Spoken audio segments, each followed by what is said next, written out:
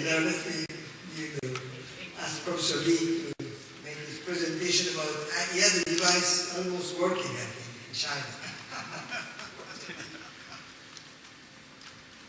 I'm sorry, I really don't know what's my job here, because last night I was reading the PowerPoint file from my postdoc for this morning. It's midnight, but after this I suddenly realized I have to say something. The title is Where to Go. I say go to Philadelphia because next week I'm going to Philadelphia.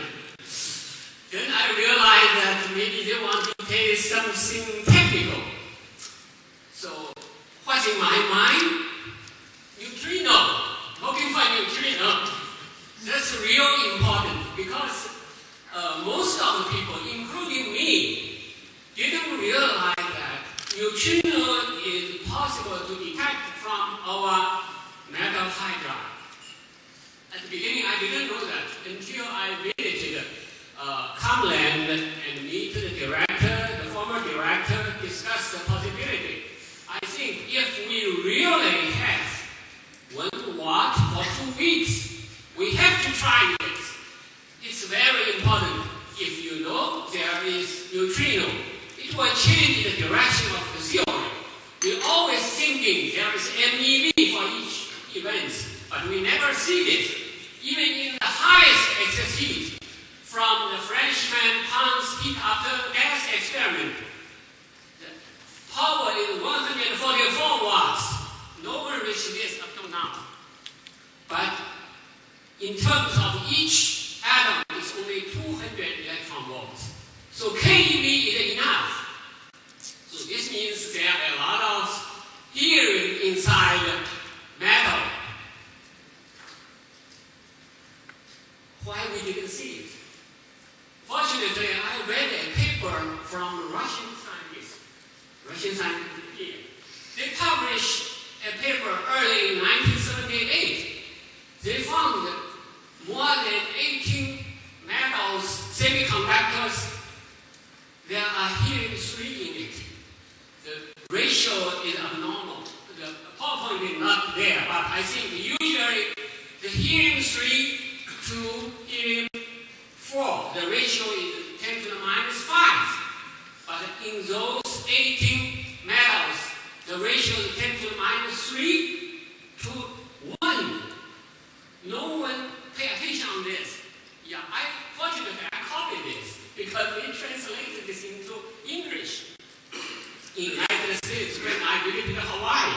Now I realize this. Because in this paper they say if you have a little helium, it will easy to diffuse out. 200 degrees, 400 degrees, enough. But if they form the bubble, a lot of helium inside the metal, you have to heat it to 2000 Kelvin in order to get them out.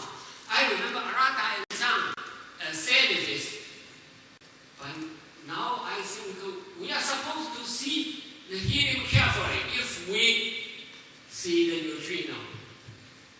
And once we see the neutrino, then we can easily to explain why the superwave, why the supersonic straight hand in Hawaii is so important. Because he just changed the size of the crystal. The lattice constant changing will affect on the nuclear reaction. Then it will explain why the nuclear energy can deliver to the crystal. Because it's a required energy for the charged particle. Most of the energy is taken away in the pair of neutrino.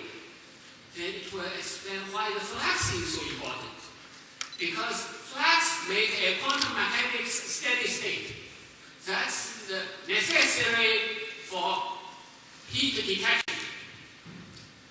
So I think I say too much. Indeed, I want to say something to express my thankfulness to chairman and co-chairman. Maybe later you have time, I will say it again. Xing Zhong, you're supposed to be talking about economics. Economic? Yes, and whether they're... No,